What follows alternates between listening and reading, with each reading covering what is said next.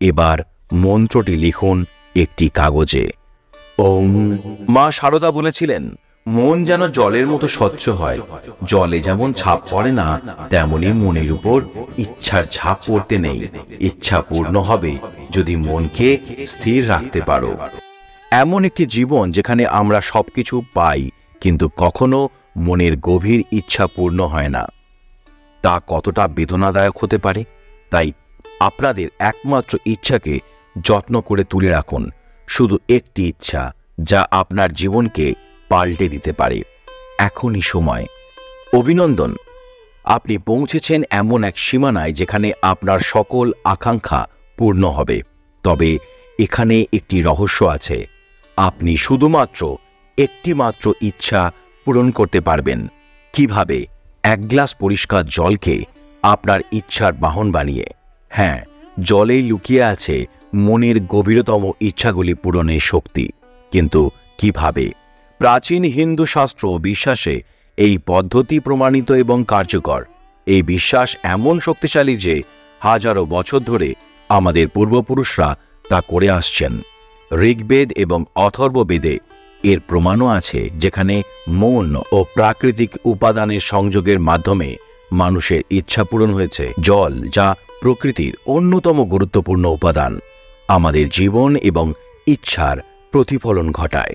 মহাভারতে ভীষ্ম পিতামহ এবং গীতায় শ্রীকৃষ্ণ বলেছিলেন যে মনকে একাগ্র করে প্রকৃতির শক্তিকে নিজের ইচ্ছার সাথে মিলিয়ে দিলে সেই ইচ্ছা পূর্ণ হবেই।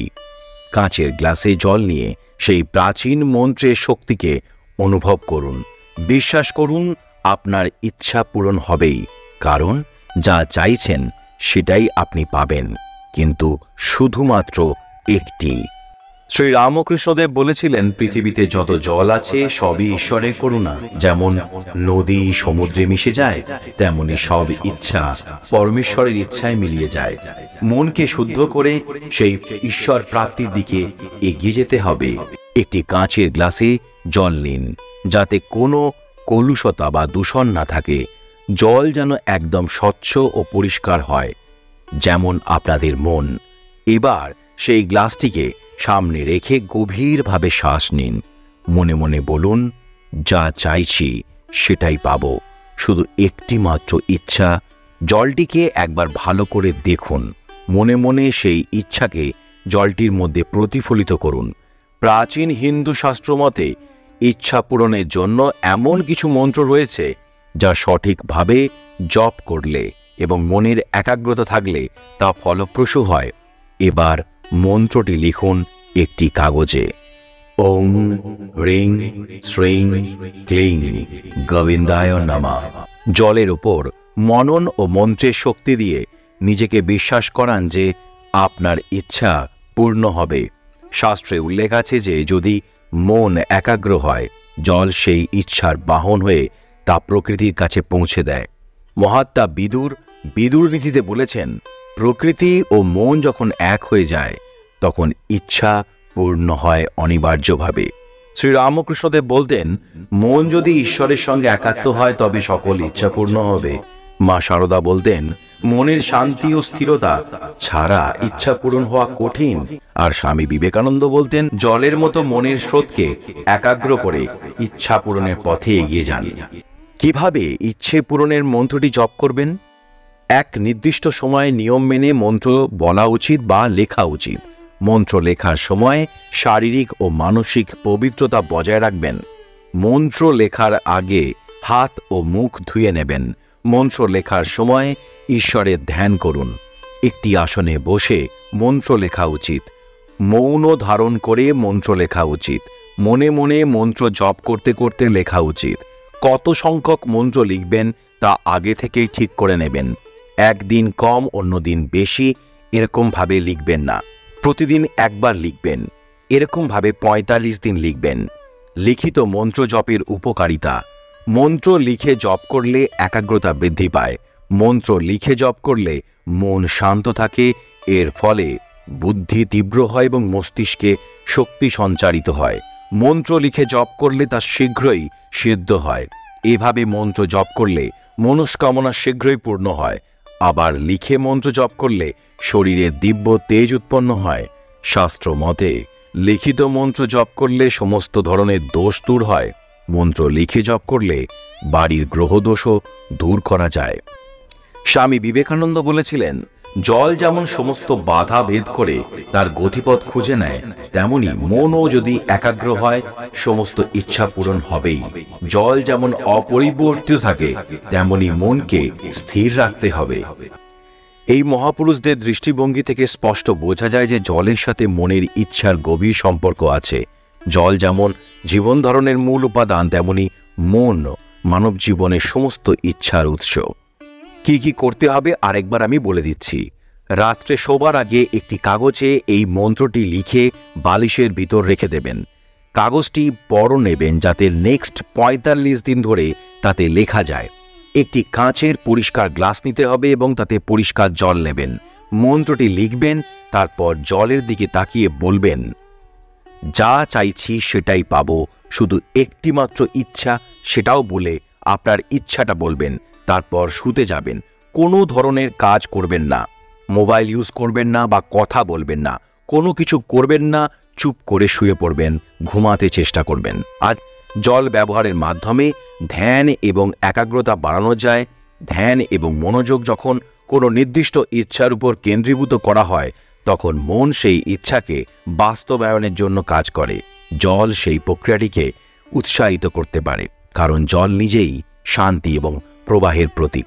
যখন কেউ জল নিয়ে ধ্যান করে বা ইচ্ছা প্রকাশ করে, তখন মন আরও একাগ্র ও স্থির হয়, যা আমাদের স্বপ্ন পূরণের ক্ষেত্রে গুরুত্বপূর্ণ ভূমিকা পালন করে। মনের মধ্যে একটি ছোট্ট স্বপ্ন বুনেছিলেন। ভাবলেন অনেক কিছু হবে, কিন্তু জীবনের কঠিন বাস্তবতা বারবার এসে দাঁড়ায়। বলল, না, সেটা তোমার জন্য নয়। কষ্টের মধ্যে দিয়ে দেখলেন চেষ্টা করেও স্বপ্নগুলো পূরণ হচ্ছে না। আমাদের চারপাশে অনেক মানুষ আছেন যারা দিনের পর দিন, বছরের পর বছর ইচ্ছেগুলোকে হৃদয়ের কোণে লুকিয়ে রাখেন। বুকের মধ্যে একটা আশা, একটা স্বপ্ন, অথচ সেই ইচ্ছেগুলো শুধু কষ্ট বাড়ায়, অপূর্ণতায় ভরিয়ে দেয় জীবনকে। এই প্রশ্নটা কতবার আমরা করেছি, কেন আমার ইচ্ছেগুলি পূরণ হয় না? কাঁদতে কাঁদতে মনে হয় হয়তো এই পৃথিবী শুধু আমাদের দেয় না, আমাদের প্রত্যাশা, স্বপ্ন, ইচ্ছে সবকিছু একের পর এক কেড়ে নেয়। হাত বাড়ালেই যেন সবকিছু ফসকে যায়। যতই চাই চেষ্টা করি, মনের স্বপ্ন পূরণ করা যেন দূর থেকে হাতছানি দিয়ে চলে যায়। আর তখনই একটা গভীর শূন্যতা এসে জড়িয়ে ধরে আমাদের জীবনকে। জীবনে কতবার ভেবেছি, কি এমন অপরাধ করেছি যে আমার এত চাওয়া, এত চেষ্টা সবকিছু ব্যর্থ হলো? কেন আমি পাই না যা অন্যরা পায়? চোখের সামনে দেখে যাই অন্যরা হাসছে, তাদের ইচ্ছাগুলো পূর্ণ হচ্ছে, আর আমি সেই পুরনো কষ্টে ডুবে আছি। কোথায় ভুল হলো? কেন জীবনে প্রতিটি কণায় শুধু অপূর্ণতা? কেন মনের সেই একরাশ ইচ্ছা পূর্ণ হওয়ার আগেই থেমে যায়? না, সবকিছু শেষ হয় না। যখন সব পথ বন্ধ মনে হয়, তখনই আসে সেই মন্ত্রের জাদু। ইচ্ছেগুলি, যে স্বপ্নগুলি হৃদয়ে বাসা বেঁধেছে, তা পূর্ণ করার একান্ত প্রার্থনা, ইচ্ছা পূর্তির মন্ত্র তখন জীবনে এনে দেয় নতুন আলো, নতুন দিশা। যখন হাজার চেষ্টাতেও কিচ্ছু হয় না, তখন সেই মন্ত্র যেন ম্যাজিকের মতো কাজ করে, জীবনকে নতুন করে সাজায়। আজও যদি মনে মনে কোথাও একটা গভীর ইচ্ছে লুকিয়ে থাকে, যদি সবকিছু হারানোর পরেও একটুখানি আশার আলো থাকে, তবে সেই ইচ্ছে পূরণ করার জন্য আসুন সেই মন্ত্রের আশ্রয় নিই। জল মনের ইচ্ছা পূরণে সাহায্য করে, তার পিছনে বিজ্ঞানসম্মত ব্যাখ্যা বেশ কিছু দিক থেকে বিশ্লেষণ করা যায়।